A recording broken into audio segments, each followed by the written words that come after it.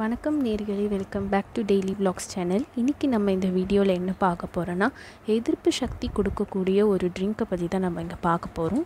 நார்மலாக சொல்லணும்னா immunity power தரக்கூடிய கஷாயம் எப்படி பண்ணணும்னு தான் சொல்ல போகிறோம். வீடியோ பார்த்துக்கிட்டு இருந்தீங்கன்னா மறக்காமல் நம்ம சேனலுக்கு சப்ஸ்கிரைப் பண்ணுங்கள். வீடியோ பார்த்து முடித்ததும் லைக் பண்ணுங்கள், ஷேர் பண்ணுங்கள். இப்போ நம்ம வாழ்ந்துக்கிட்டு இருக்கக்கூடிய ஒரு நிலைமையில் கொரோனா வைரஸ் உலகத்தையே ஆட்டி படைச்சிக்கிட்டு இருக்குது. அதை நம்ம எதிர்கொள்கிறதுக்கு இம்யூனிட்டி பவர் ரொம்பவே முக்கியம்னு மருத்துவ நிபுணர்கள் சொல்கிறாங்க. நம்ம இந்த வீடியோவில் அதை பற்றி தான் பார்க்க போகிறோம். ஏன்னா எதிர்ப்பு சக்தி கொடுக்கக்கூடிய ஒரு கஷாயத்தை பற்றி எப்படி செய்கிறது நம்ம பார்க்க போகிறோம். இந்த கஷாயம் செய்ய நம்ம வீட்டில் இருக்கிற ஒரு சில பொருட்களை வச்சே நம்ம பண்ணலாம். ப்ளஸ் நாட்டு மருத்துவ குணமடைந்த பொருட்களை வச்சு கூட நம்ம பண்ணலாம்.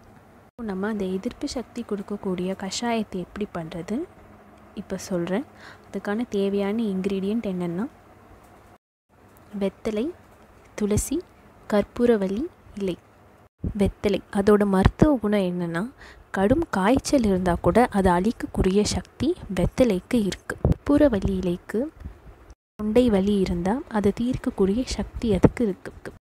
துளசி இலைக்கு எதிர்ப்பு சக்தி அதிகமாக இருக்கக்கூடிய ஒரு இலை, அது கிருமிகளை அழிக்கும். அதிமதுரம் இதற்கு சளி, இருமல், காய்ச்சல் இதெல்லாம் குறைக்கக்கூடிய சக்தி இருக்குது.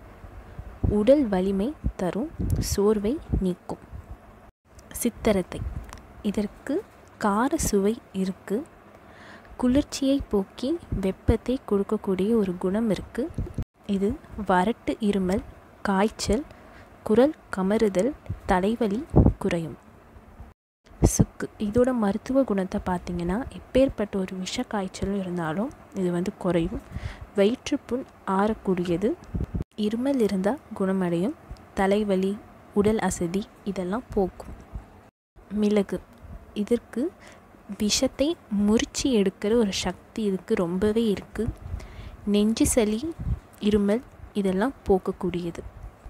சீரகம் இதற்கு நோய் எதிர்ப்பு சக்தி ரொம்பவே அதிகமாக இருக்குது. நல்ல இரத்த ஓட்டம் தரும். இரத்த சோகை இருக்காது.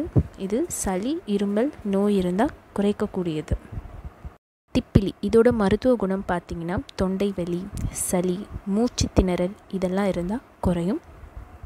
பனங்கல்கண்டு இது ஒரு ஸ்வீட்னஸ் கொடுக்கக்கூடியது, இனிப்பாக இருக்கும். இதோட மருத்துவ குணம் பார்த்திங்கன்னா, மார்பு சளி, தொண்டைப்புண், சளி, உடல் உஷ்ணம், காய்ச்சல், வயிற்றுப்புண் இதெல்லாம் இருந்தால் போக்கும். இப்போது நான் சொன்ன இந்த பொருட்களை வச்சு தான் நம்ம இந்த கஷாயத்தை பண்ண போகிறோம். நான் சொன்ன இந்த எல்லா பொருளுக்கும் மருத்துவ குணம் ரொம்பவே அதிகமாக இருக்குது. இந்த பொருள் எல்லாமே சளி, இருமல், காய்ச்சல், தொண்டை வலி இதெல்லாம் இருந்தால் போக்கும். நம்ம இதை வச்சு தான் நம்ம நோய் எதிர்ப்பு சக்தி கூடிய கஷாயத்தை நம்ம இப்போ பண்ண போகிறோம். இப்போது இதை எப்படி பண்ணலான்னு நம்ம பார்த்துடலாம். பாத்திரத்தில் நம்ம தேவையான அளவு தண்ணி ஊற்றிக்கோங்க. இப்போ நம்ம அதிமதுரம், சித்தரத்தை, சுக்கு, மிளகு, சீரகம், திப்பிலி, பனங்கல்கண்டு,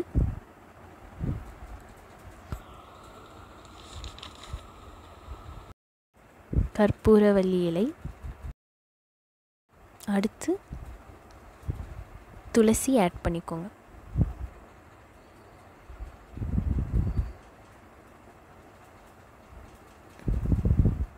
வெத்தலை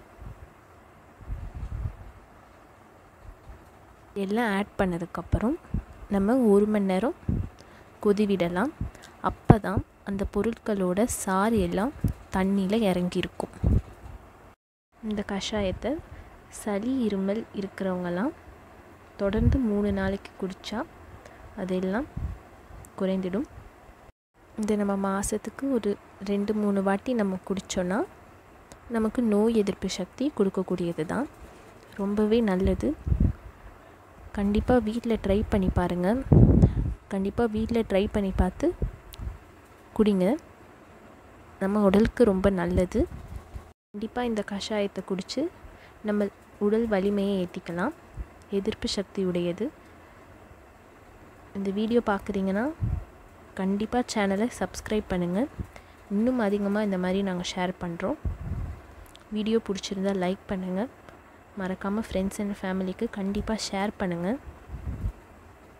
இந்த எதிர்ப்பு சக்தி கொடுக்கக்கூடிய கஷாயத்தை வீட்டில் கண்டிப்பாக ட்ரை பண்ணி பாருங்கள். தேங்க்யூ.